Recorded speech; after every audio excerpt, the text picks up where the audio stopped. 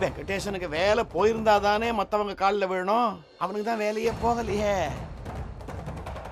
அவ அழுதாள்னா அந்த கண்ணீர்லயே அந்த குடும்பம் கரைஞ்சு போயிடுங்கிறது அவளுக்கு தெரியும். ஆம்புலன்ஸ் அவளை போமான்னு சொன்ன போது என்கிட்ட என்ன சொன்னா அவ ஞாபகம்.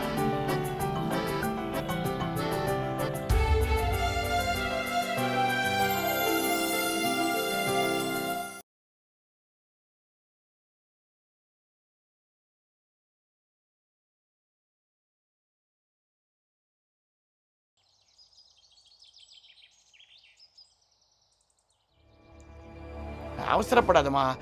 என்னன்ற நீ ஆம்பளைங்க வேலைக்கு போகணுங்கிறது நியாயம்தான். ஆனால் நம்ம கும்பிடுறோமே கடவுளுங்க, அவங்களாம் வேலைக்கு போகிறாங்களா?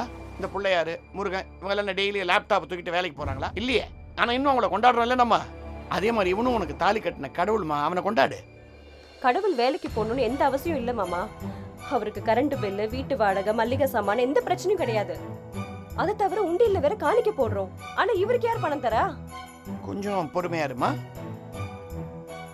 ரொம்ப வேகமா போறிய நீ. எல்லாம் முடிஞ்சு போச்சு மாமா. இனிமேல் பேசி எந்த பிரயோஜனமும் இல்லை. உங்க பையன் வாழ்க்கை நல்லா இருக்கணும்னு நினைச்சீங்கன்னா அந்த பேங்க்குக்கு போய் யார் கையில காலில் விழுந்தாவது அந்த வேலையை திருப்பி வாங்கி கொடுங்க. எந்தக்கோ எனக்கு என்ன தள்ளைத்தா? என் பிள்ளைக்கு வேலை வாங்கி தரத்துக்காக நான் யார் கையிலையும் காலையும் விழ வேண்டிய அவசியம் இல்லை. அதெல்லாம் செய்ய மாட்டேன். பாத்தீங்களா பாத்தீங்களா, நீங்களே உங்க பிள்ளைக்கு வேலைக்கு போக வேணாம்னு ஐடியா கொடுக்குறீங்க. நான் இனிமேல் இந்த வீட்டுல இருக்க மாட்டேன் மாமா, நான் கிளம்புறேன். அவசரப்படாதே அவசரப்படாதே. நான் என்ன சொன்னேன்? இவன் வேலைக்காக நான் யார் காலையும் கையிலையும் விழ வேண்டிய அவசியம் இல்லைன்னு சொன்னேன். ஏன் சொன்னேன்? வெங்கடேசனுக்கு வேலை போயிருந்தா தானே மற்றவங்க காலில் விழணும். அவனுக்கு தான் வேலையே போகலையே. என்ன சொல்றீங்க மாமா? வெங்கடேசனுக்கு வேலை போகலைன்னு சொன்னேன். அவன் இன்னும் வேலை செஞ்சுக்கிட்டு தான் இருக்கான். அதே பேங்க்ல தான் இன்னும் வேலை பார்த்துக்கிட்டு இருக்கான். இல்ல மாமா, நீங்க போய் சொல்றீங்க. அவர் பேங்க்குக்கே போலே வீட்ல தானே இருக்காரு. வீட்ல இருக்கானே, சும்மா இருக்கானா? கம்ப்யூட்டர் வச்சுக்கிட்டு ஏதோ நோண்டிக்கிட்டே இருக்கிறால. நீ நினைக்கிற ஏதோ ஃபாரின் ஜாபுக்கு ட்ரை பண்றான்ட்டு. இல்லம்மா, இந்த கம்ப்யூட்டர் பிரான்ச்ல இருக்கிற அக்கவுண்ட்ஸ் கம்ப்யூட்டருக்கு லிங்க் ஆயிருக்குது. அந்த வேலையை பூரா இங்கே தான் பாக்குறான். கொஞ்ச நாளைக்கு இந்த ஸ்பெஷல் பர்மிஷன் அவனுக்கு வாங்கி கொடுத்ததே நான் தான்மா. அவனுக்கு வேலை போல, இன்னும் வேலை இருக்கு. உண்மையதான் சொல்றீங்களா? நான் எதுக்குமா இதுக்கு போய் சொல்ல போறேன்? இந்த பாரு, என் மேல வேணாம், என் பேர மேல சத்தியமா சொல்றேன், வெங்கடேசனுக்கு வேலை போல. அப்புறம் எதுக்கு அவன் வேலை போச்சுன்னு போய் சொல்லணும்? உனக்காக கொடுக்கப்பட்ட ஒரு ஐடியா. இந்த பாரு, நீ என்ன தப்பா எடுத்துக்கிட்டாலும் பரவாயில்ல. பிரச்சனை என் புள்ளகிட்ட இல்ல, பிரச்சனை உங்ககிட்ட இருந்தா ஆரம்பமானது. மா, நீங்களா பணக்காரனா என்ன நினைச்சிட்டு இருக்கீங்க தெரியுமா? ₹1,00,000 சம்பாதிக்கணும், ₹1,50,000 செலவழிக்கணும். அவன் பணக்கார இல்ல. ₹200 சம்பாதிச்சு அதுல அழகா ₹150 செலவழிச்சு ₹50 மிச்சம் குடிக்கிறான் பாரு, அவன் தான் உண்மையான பணக்காரன். உங்கள மாதிரி செலவு பண்றவங்களுக்கு எவ்வளவு பணம் வந்தாலும் பத்தாதுமா.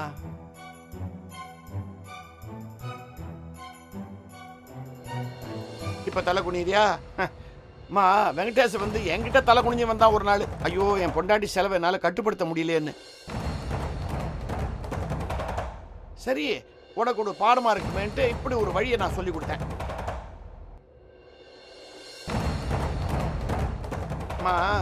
முந்தியெல்லாம் இந்த மெட்ராஸ்ல நாங்க தண்ணியை வாரி வாரி இறைப்போம். தண்ணி பஞ்சம்னால என்னன்னு தெரியாது எங்களுக்கு, இஷ்டத்துக்கு செலவு பண்ணுவோம். அதுக்கப்புறம் மனுஷனோட சுயநலத்தினால மரங்களை பூரா வெட்டினா, காடு இருக்க வேண்டிய இடங்கள்லாம் வீடாக்குனா, என்னாச்சு? மழை பெய்யாம நின்று கொடுத்து தண்ணி பஞ்சம் வந்துடுச்சு. அதுக்கப்புறம் உஷாராயிட்டோம். அந்த பாதிப்பு தான்மா இன்னைக்கும் நான் ரோட்ல போகும்போது எங்கேயாவது ஒரு குழா திறந்து கிடந்துச்சுன்னா நான் சும்மா இருக்க மாட்டேன். வேலையெல்லாம் விட்டுட்டு போய் இந்த குழைய மூட்டிட்டு வருவேன். அதான் தண்ணி இல்லாத போதுதான் இருந்த போது இருந்த அருமை நமக்கு தெரிஞ்சது. அந்த மாதிரி உனக்கு பண பற்றாக்குறைங்கிற கொடுமையை கொடுத்தாதான் பணத்தோட அருமை உனக்கு தெரியும்னு நினைச்சேன். அதனால்தான் அவனுக்கு வேலை போற மாதிரி ஒரு ஐடியா பண்ணி பாரத்தை பூரா உன் தலையில ஏத்திட்டேன்.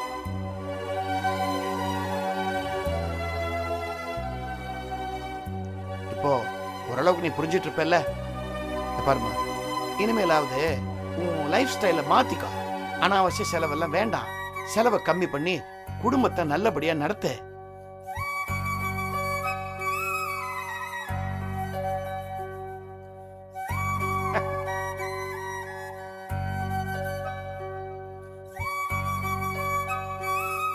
சாரி மாமா. நீங்களும் அவரும் என்னை ஏமாத்தின வேதனையை விட அவருக்கு வேலை போலங்கிற விஷயம் என் மனசுக்கு ரொம்ப நிறைவா இருக்கு. ரொம்ப தான் ஏமாத்திட்டீங்க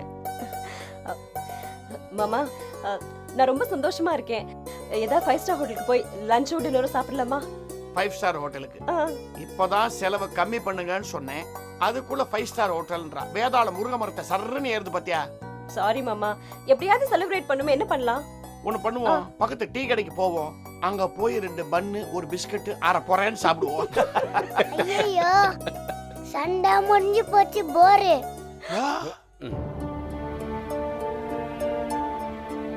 மீனாட்சி எங்கம்மா போயிட்டுற? அதை ஏன் கேக்குறீங்க? வெளியில எல்லார் வீட்லயும் ஒரே வேடிக்கையா இருக்குங்க. ஒருத்தர் ஏப்ரல் ஃபூல் பண்ணிட்டு இருக்காங்க.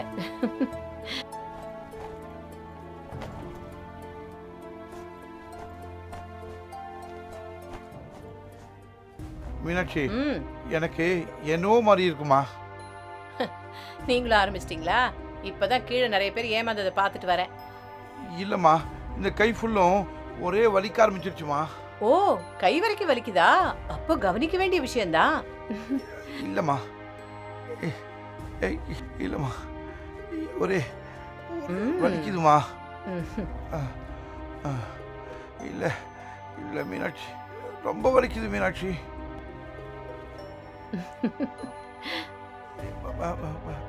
ஒரே மீனாட்சி,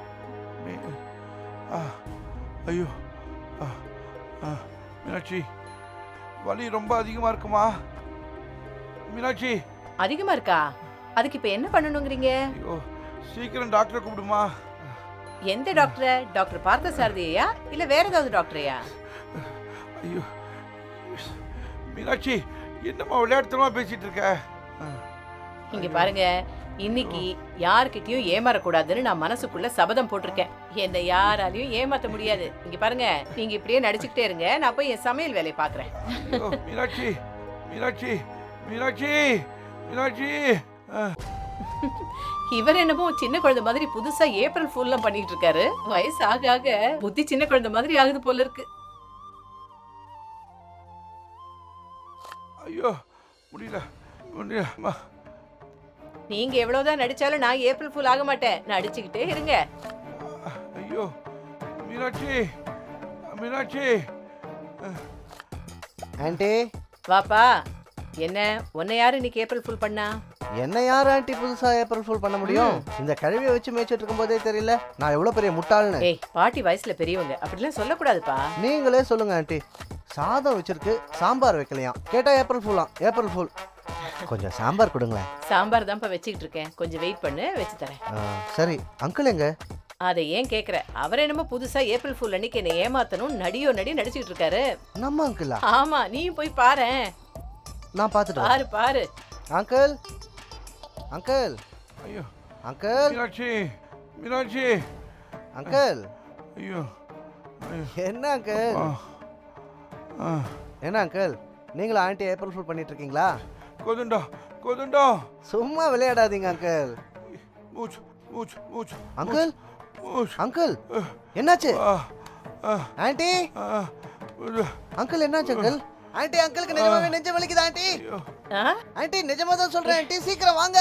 என்னடா நீ அவர் கூட சேர்ந்து நடிக்க அப்படிலாம் இல்ல ஆரம்பிச்சியா? ஆண்டி. அங்கிள் என்னாச்சு? என்னாச்சு? முடியலப்பா, ரொம்ப வலிக்குதுப்பா. டாக்டர் ஃபோன் பண்ணுப்பா. ஆண்டி. ஐயோ சீக்கிரம் வாங்க. என்னப்பா, சாம்பார் வேற கேட்டல, சாம்பார் வைக்கணும்ல. அதெல்லாம் அப்புறம் பாத்துக்கலாம். அங்கிள், ஐயோ. ஆண்டி சீக்கிரம் வாங்க. போடா, நீ அவர் கூட சேர்ந்து ஏப்ரல் ஃபுல் பண்றியா? அம்மா இல்ல அங்கிள், ஒரு நிமிஷம். அம்மா. ஐயோ ஒரு நிமிஷம் அங்கிள். ஐயோ ஐயோ. ஹலோ, நான் கோதண்டா, சொல்லு. அங்கிள், ஐயோ சிதம்பரம் அங்கிளுக்கு ஹார்ட்ல ஏதோ ப்ராப்ளம் நினைக்கிறேன். கொஞ்சம் சீக்கிரம் வாங்க அங்கிள். என்னது? யோ, நீ ஒன்றும் ஏப்ரல் ஃபுல்லாம் பண்ணலையே. ஐயோ சத்தியமா இல்ல அங்கிள், ஐயோ. அவர் ரொம்ப சீரியஸா இருக்காரு.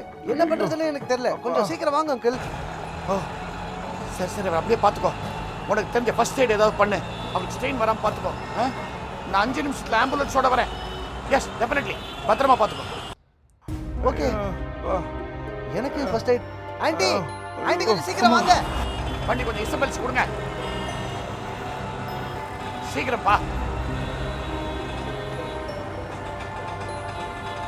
அங்கிள் அங்கிள் ஒன்றும் இல்லை இல்லப்பா அங்கிள் சீக்கிரம்பா பயப்படாதீங்க ஆண்டி சீக்கிரம் வாங்க ஆண்டி இல்லப்பா. ஆண்டி சீக்கிரம் வாங்க சொன்னா உங்களுக்கு கேளுங்க சாம்பாரை எப்படா வைக்கிறது? சீக்கிரம். ஒன்றும் இல்லை அங்கிள் கொஞ்சம் பொறுத்துக்கோங்க ஆண்டி டேய், என்ன நீ இவரு கூட சேர்ந்து அமக்கலம் என்ன பண்ணிட்டு ஆண்டி நீங்க அங்கிள் நிஜமாவே நெஞ்சு வலிக்குது ஆண்டி என்ன சொல்ற? என்னாச்சுங்க? வலிக்குதும்மா. ஐயோ ஏப்ரல் ஃபோன் நினைச்சு நான் ஏமாந்துட்டேனே. டாக்டர் ஃபோன் பண்ணுடா. இல்ல நான் அருந்தாஸ் அங்கிள் ஃபோன் பண்ணிட்டேன் அவர் ஆம்புலன்ஸோட வரேன்னு சொல்லிட்டாரு என்னங்க ஒண்ணு இருக்காது. தைரியமா இருங்க ஒண்ணு இருக்காதுங்க. டேய் ஆம்புலன்ஸ் வருதான்னு கேளுடா. இதோ கேக்குறேன் ரொம்ப வலிக்குதும்மா. ஒண்ணு இருக்காதுங்க.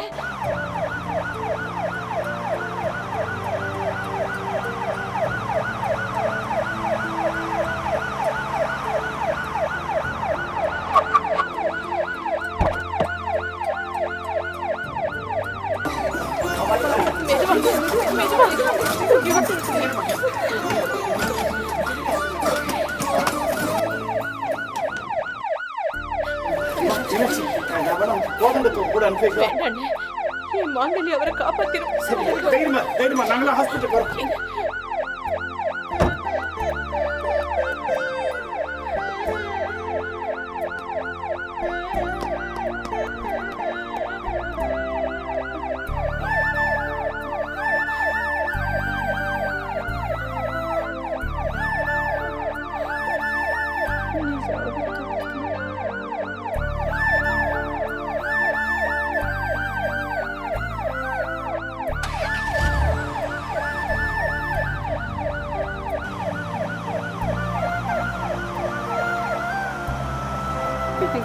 அவருக்கு ஒன்றும் ஆயிடாதுல்ல? கவலைப்படாத. சிதம்பரத்தோட இதயமான பலவீனமா இருக்கலாம், ஆனா மீனாட்சி இதயம் பலமானது. அதை அவனை காப்பாற்று.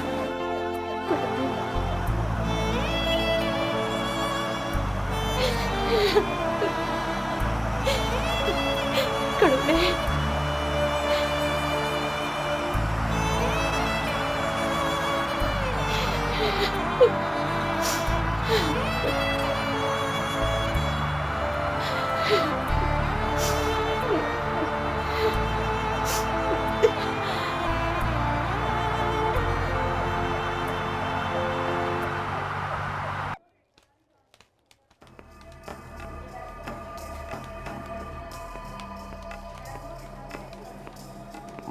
ஏ வாசு, என்னப்பா தனியா வர?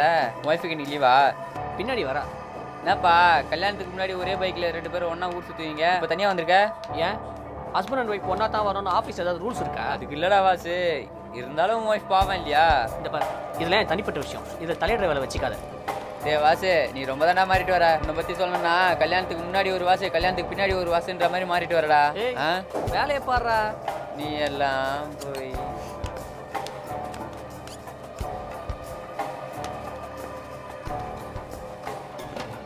Vasu, sir morning. உமா வரல? வந்துட்டு இருக்காங்க சார். என்ன வாசு, பேங்கிங் ஸ்பாட்டிங் டைம் என்ன? 9:30. இப்போவே 9:45 ஆச்சு, இன்னும் வரலைங்கிறீங்க. சரி, உமா வந்தால் என்னை பார்க்க சொல்லு. Okay sir.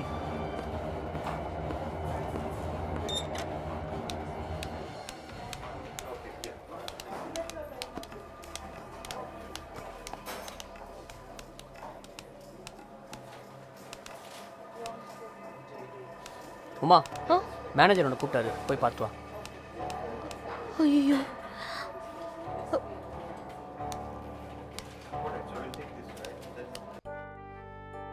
ஏம்மா, ஆஃபீஸ் டைம் 9:30, இப்போ மணி 9:50. ஏன் லேட்டு? எனக்கு பங்க்சுவாலிட்டி தான் ரொம்ப முக்கியம். உங்கள் ஹஸ்பண்ட் ஆஃபீஸுக்கு கரெக்ட் டைமுக்கு வந்துடுறாரு, ஆனால் நீங்கள் மட்டும் லேட்டாக வரீங்க. 2 பேரும் ஒரே வீட்டில் இருந்தாலும் வரீங்க, நீங்கள் மட்டும் ஏம்மா லேட்டாக வரீங்க? இல்ல சார், அவர் பைக்ல வந்துருவாரு. அதுக்கப்புறமா நான் ஷேர் ஆட்டோ பிடிச்சி வரதுக்கு கொஞ்சம் லேட் ஆயிடுச்சு. ஷேர் ஆட்டோவில் வரீங்களா? ஏன் வாசு உங்களை பைக்கில் கூட்டிகிட்டு வரது இல்லையா?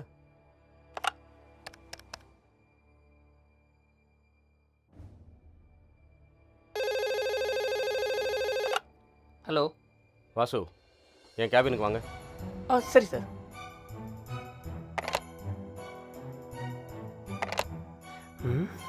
எதுக்கா இருக்கும் சார்? அவர்கிட்ட எதுவும் சேச்சா, நீங்கள் எதுவும் தப்பாக எடுத்துக்காதீங்க. ஜஸ்ட் ஒரு ஃப்ரெண்டாக அட்வைஸ் பண்ணுவேன், அவ்வளோதான். Okay sir. சார் உட்காருங்க வாசு. Thank you sir. அதாவது நீங்கள் 2 பேரும் ஹஸ்பண்ட் அண்ட் ஒய்ஃபு. நீங்கள் 2 பேரும் ஒன்றாவே வரலாமே. அவங்கள எதுக்கு ஷேர் ஆட்டோவில் அனுப்பிட்டு நீங்கள் பைக்கில் வரீங்க? இல்லை கூட்டிகிட்டு வரக்கூடாதுன்னு இல்லை சார், தனியாக வந்தால் தான் அவங்களுக்கும் ஒரு தைரியம் வரும், அதுக்கு தான் கூட்டிகிட்டு வரல. ஒத்துக்கிறேன் வாசு, ஒத்துக்கிறேன். பாவம் உங்கள் ஒய்ஃபுக்கு எவ்வளோ கஷ்டம். வீட்லேயும் வேலை செஞ்சுக்கிட்டு ஷேர் ஆட்டோ பிடிச்சி ஆஃபீஸுக்கும் வந்து ஒர்க் பண்ணணும்னா எவ்வளோ சிரமமாக இருக்கும். நீங்கள் ஒரு ஹஸ்பண்டா அவங்களுக்கு ஏதாவது ஹெல்ப் பண்ணக்கூடாதா? இல்லை சார், வேற ஒரு வேலையாக வெளியே போயிருந்தேன், அதனால தான் நான் தனியாக வரேன், அவள் தனியாக வரா. ஆஸ் அ ஃப்ரெண்டாக வெல்விஷராக எனக்கு சொல்லணும்னு தோணுச்சு சொன்னேன். ஆஸ் அ மேனேஜராக சொல்லணும்னா நீங்கள் 2 பேருமே லேட்டாக வர்றது எனக்கு பிடிக்கல. Okay sir. சரி நீங்கள் போய் உங்கள் வேலையை பாருங்கள். போங்க போங்க மேடம்.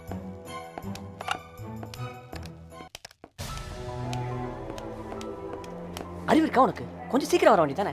நீ லேட்டாக வரதுனால ஆஃபீஸில் எல்லாரும் வில்லன் மாதிரி பார்க்குறாங்க. நீ அம்மா கிட்ட நல்ல பேர் வாங்கணுன்றதுக்காக வீட்டில் எல்லா வேலையும் முடிச்சுட்டு ஸ்லோவாக வந்தால் ஆஃபீஸுக்கு லேட்டு தான் ஆகும். இந்த பார், நாளையிலேருந்து 1/2 மணி நேரத்துக்கு முன்னாடியே கிளம்பிடு, அப்போ தான் ஆஃபீஸுக்கு கரெக்ட் டைம் வர முடியும். புரிஞ்சுதா? உனக்கு எங்கே புரிய போகுது, மறமாட்டேன்.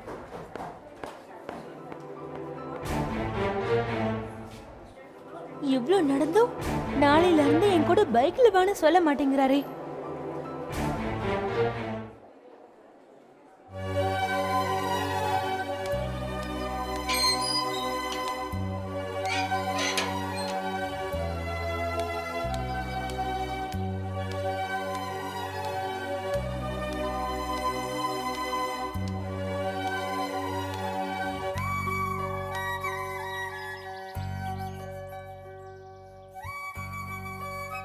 என்னங்க சிதம்பரம் எப்படி இருக்காரு இப்போ? ஹாஸ்பிட்டலில் இருக்காரு, அவ்வளோதான். ஐசியூவில் படுக்க வச்சுருக்காங்க. நம்ம ஏதாவது கேள்வியை கேட்டால் டாக்டருங்க பதில் சொல்லுவாங்களா? சொல்லக்கூடாதுங்கிறதுக்காக தானே வாயில் துணியை போட்டுக்கிட்டே இருக்காங்க.